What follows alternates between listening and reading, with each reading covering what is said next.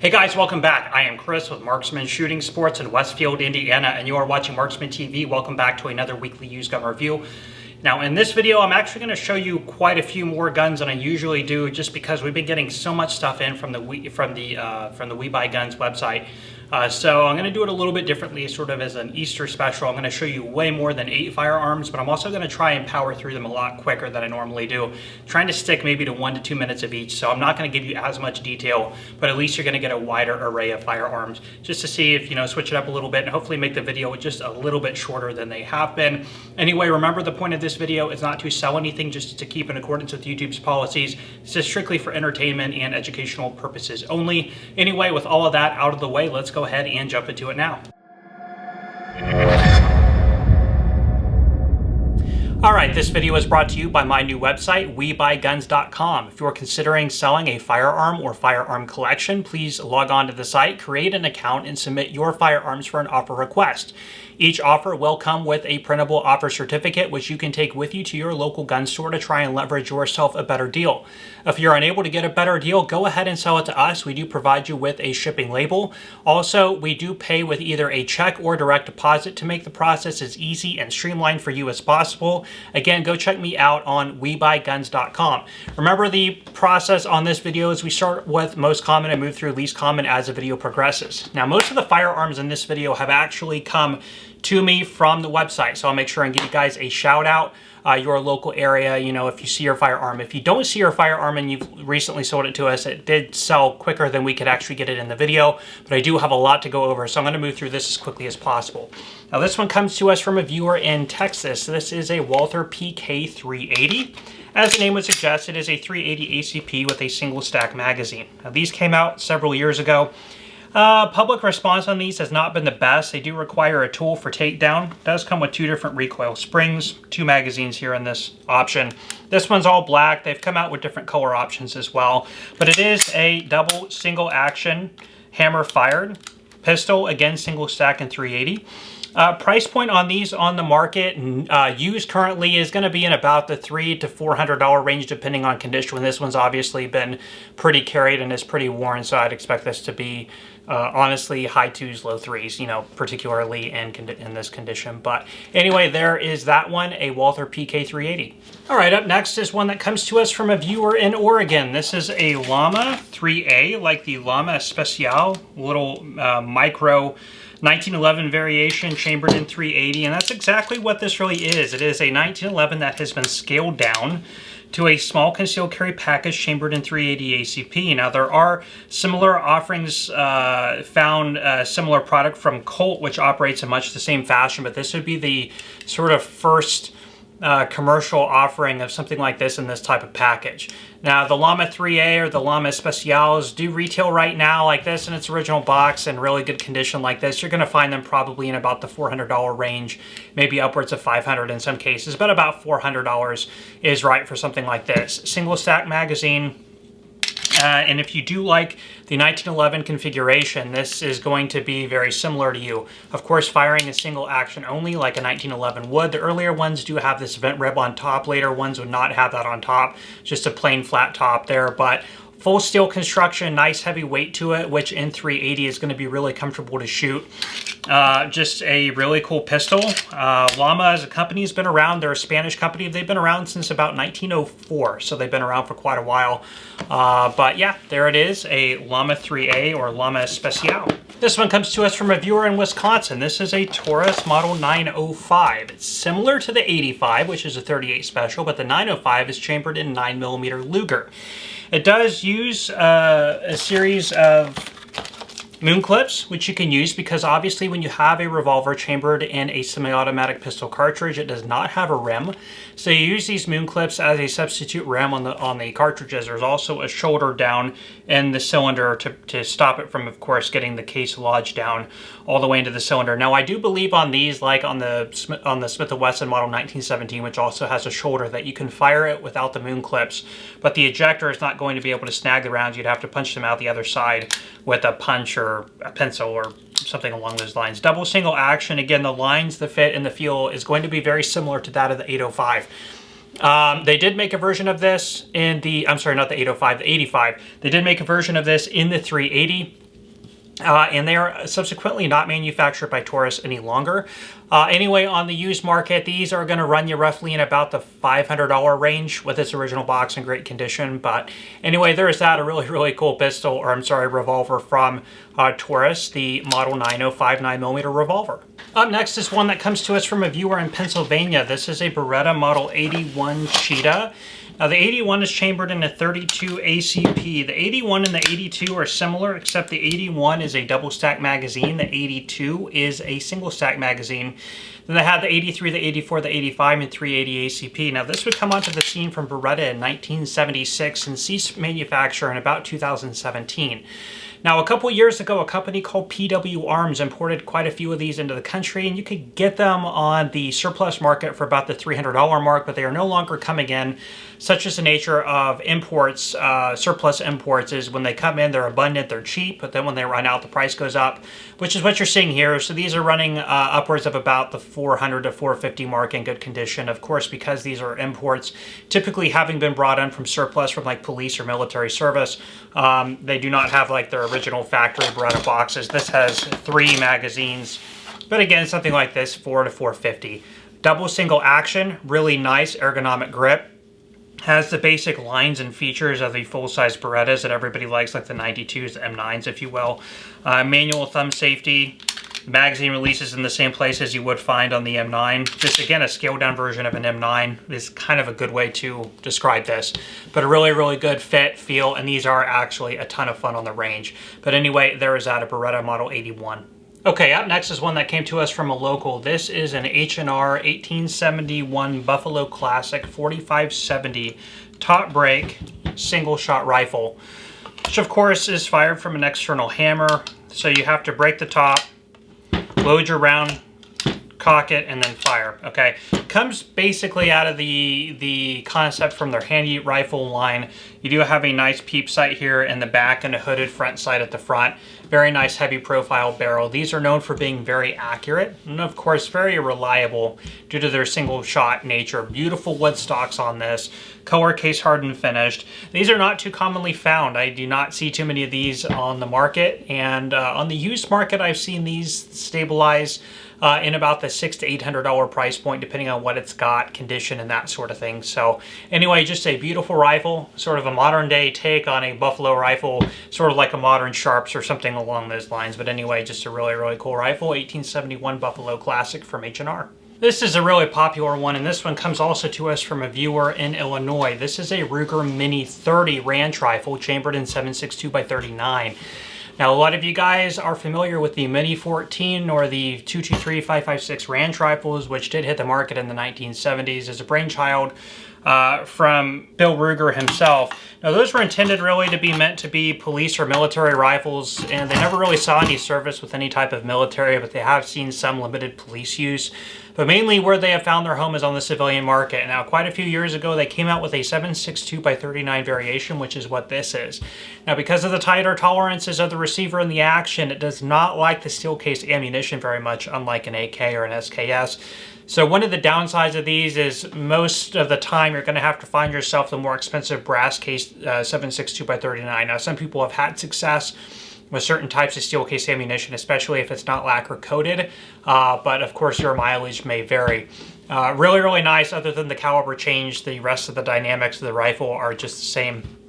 Of course, being of the ranch rifle variation, so the rear side is different. And it does have provisions for rings and things like that, which this actually comes with.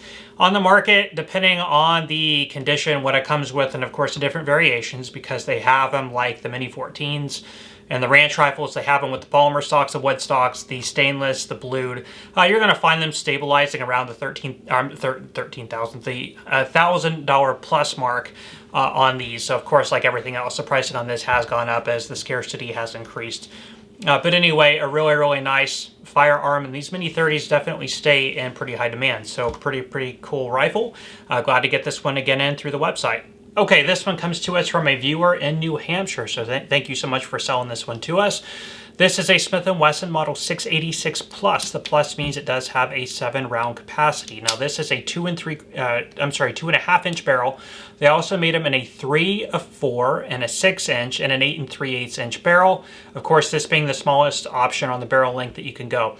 Now the stainless is the 686, the blued would be the 586. This has aftermarket grips on it, and again, being the 686, a really nice stainless finish. Double single action revolver, and this would hit the market from Smith & Wesson in 1981. If you guys have been on the channel for a while, you do know that this is my favorite .357 Magnum revolver that is out on the market. It's always been a favorite of mine. Now, the 686 Plus on the used market right now is going to bring in about the $700 to $800 range, which is typically where you would find them new. You might be in about the high 7s, low 8s. So again, it's pretty typical to find the pricing on used stuff at about where the new ones used to be. The new ones going up a little bit higher, but you know, such is the market. But that is another great one. I love seeing 686s come in. Okay, up next is one that comes to us from a viewer in Ohio. This is a Smith & Wesson Model 637.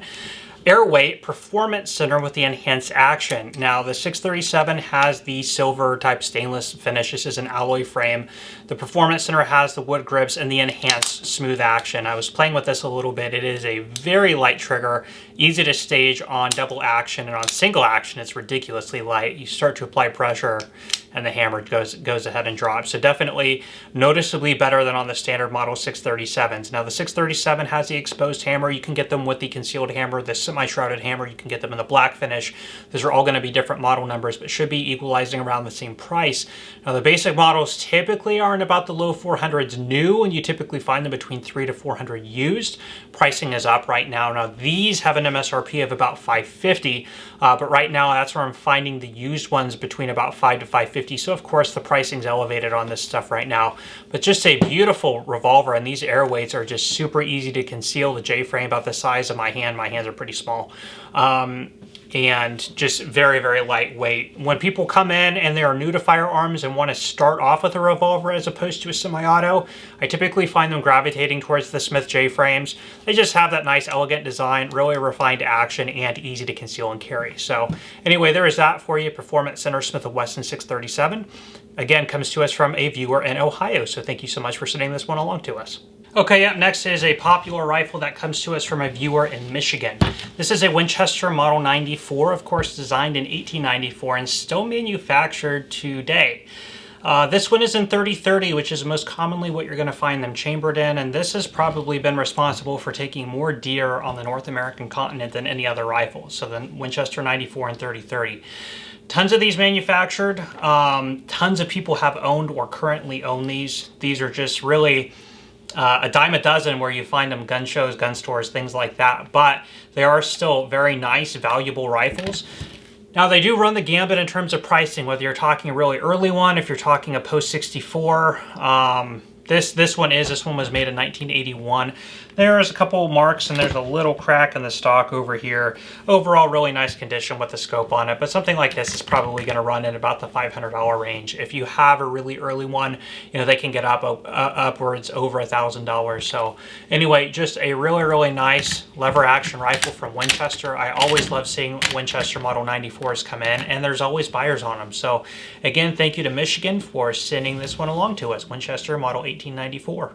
Okay, up next, this one comes to me actually from a local here who has sold me quite a few things. Super nice guy. This is a Remington R15 VTR, which is set up as a varmint hunting AR-15 with a heavy fluted barrel. He actually replaced the trigger in here. I don't know exactly what it is. I think it's a Timney, but I might be mistaken. He has the original with it. This is a Bushnell AR-223 optic with a nice offset mount on it. So really, really nice.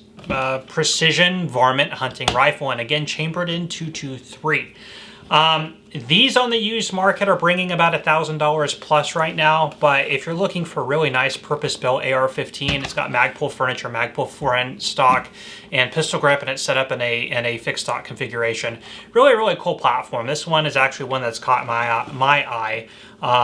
Because I never really seen one come in here before. So I was happy to see that in, and not something that I previously really knew too much about or knew that existed. But anyway, R15 VTR by Remington. It's a really, really cool purpose-built varmint AR-15. Okay, I'm doing this next segment as a group. I have 4 Kimbers here, all 1911s. Let me move through these one at a time and show you what I have here. So number one, we have a Pro Carry II, chambered in 45 ACP. Very lightweight alloy frame, nice wood grips. And this is in the Commander size, again 45 ACP. Up next, and this one came to us from a local here in the shop. This one came to us from a viewer in Michigan, so thank you so much for sending this one along to us. This one has a set of laser grips on it in the officer size, also 45 ACP, and this is the Ultra Covert 2 with 5 magazines, so that is a nice one. Let me get this one out of the way for you. Up next, we have a really nice one. I think that this is pronounced Rapide, so don't quote me on that. This is a 10mm. This one came to us again from a viewer here in the shop. This is more of a refined sort of custom shop, if you will, competition style with lightning cuts, night sights, rear fiber optics, and again, all these are going to be single action. But this is a government size 10mm. This came to us again from a from a local customer here in the shop. And last but not least, I have a stainless Pro TLE2. This is also 45, and this is in a Commander size, about 4 1/4, 4.5 inch, 45 ACP. So, really nice. These are aftermarket grips. The originals are here. So Kimber is a company that came about in about 1979, and they are, of course, still churning out these 1911s today. That is just a really, really nice collection of Kimber 1911s there on the table. And again, thank you anybody who's watching, who I'm pretty sure all of you are viewers, but thank you so much for selling these to me. I have a really nice array of Kimbers here on the table to show you. Now, Kimber is really known today for their 1911s, and obviously, as you can see, this is why they were more of a custom shop, hand-finished, hand-fitted manufacturer of 1911s. More recently, they've moved more into assembly line manufacturing, but they do keep sort of an elitism to their brand. A lot of people really like the Kimber brand, and they definitely make undoubtedly beautiful looking 1911s that they do fit really, really nice, really, really tight. I mean, you're not going to see any wobble in the slides. Just a really, really nice overall aesthetic. They just really killed the game on the 1911s, and people just absolutely love their products. Now, typically, you're going to find most of their 1911s in the $1,000 mark, plus or minus. The used market's going to go up quite a bit from there. In terms of price point, you might be in this range from least expensive to most expensive.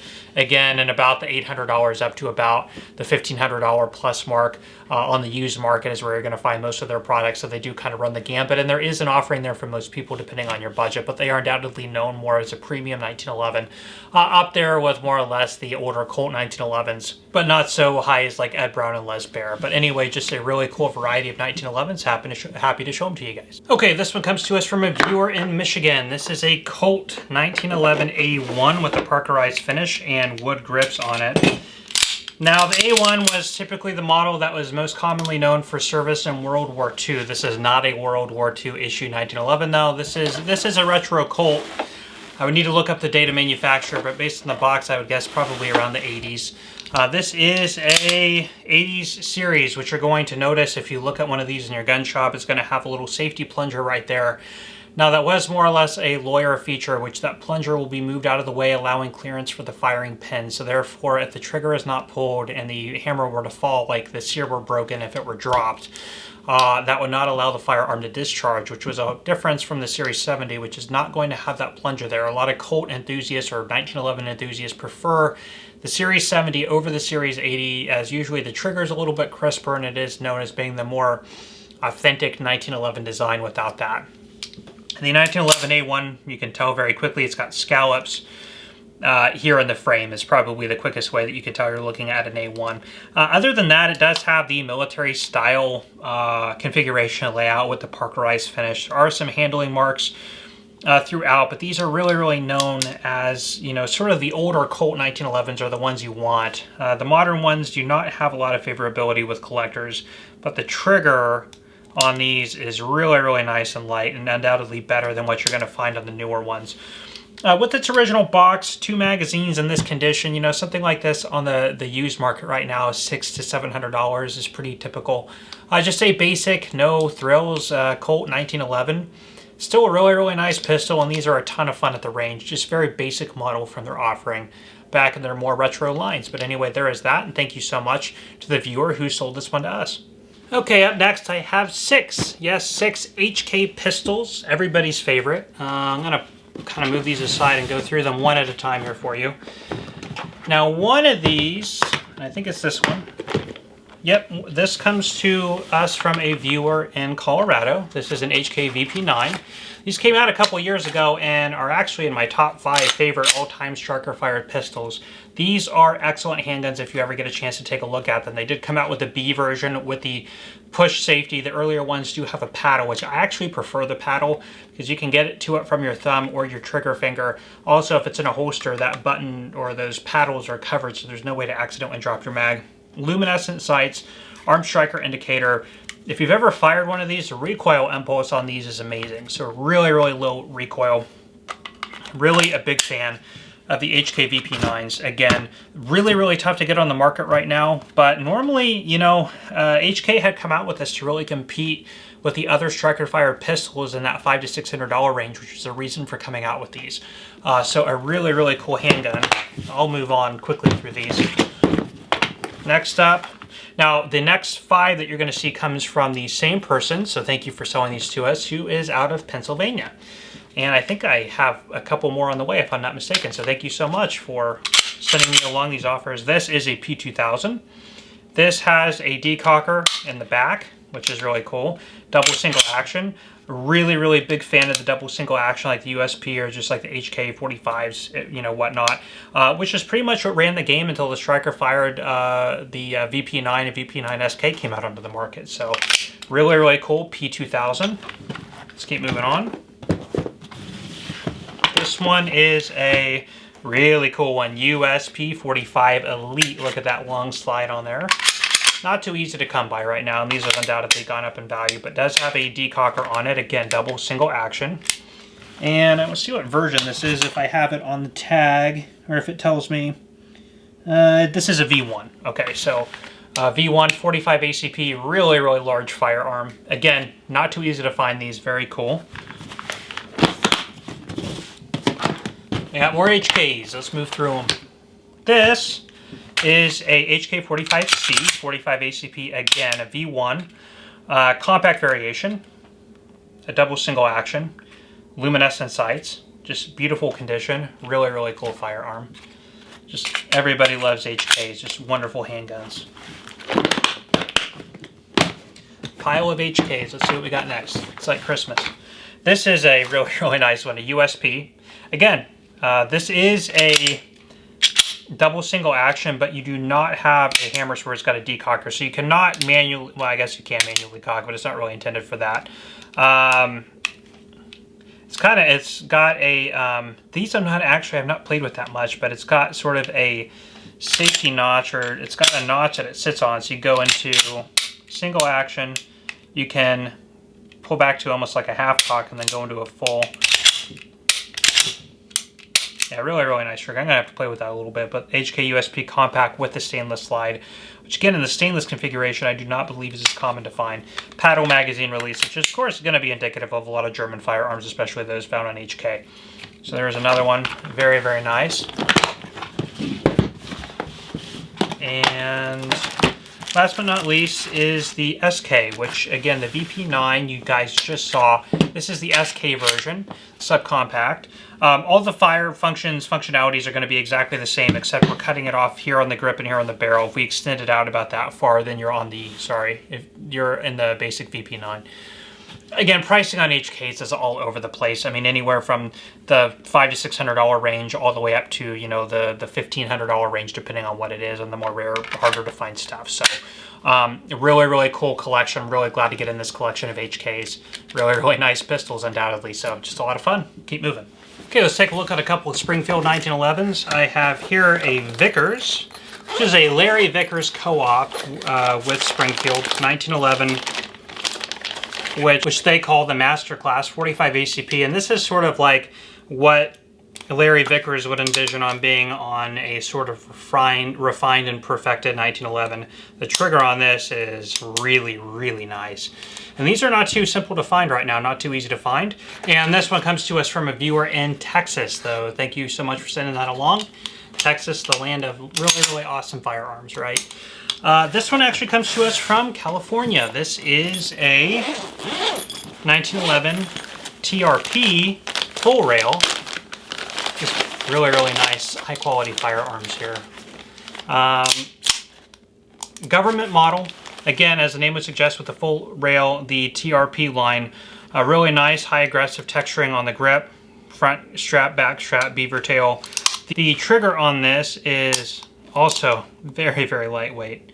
Really nice, high quality firearms, you guys. These are awesome. Anyway, I wanted to burn through all of these real fast to give you a nice array of things. But anyway, beautiful firearm, and these are in excellent condition. These, I mean, the TRPs and the, you know, these are obviously the $1,300 plus mark, depending on what condition and what they come with, maybe $1,300 to $1,700. Somewhere in there is about where these are going to land. But anyway, very, very nice firearms, and a couple pretty difficult to find 1911s from Springfield. Well, that is all the time I have for you today on these. Thank you so much for stopping by and checking out this video. If you enjoyed, please let me know by hitting that like button. Please also consider subscribing to my channel and hit that bell notification button so you are aware when I am posting these videos, which I do post every week. Also, be sure to stop by and check out WeBuyGuns.com if you're considering selling one of your firearms. Anyway, guys, I'm going to leave you off there. I hope you have a really, really nice Easter Sunday. I am Chris with Marksman Shooting Sports and WeBuyGuns.com. You are watching Marksman TV, and I will see you next time.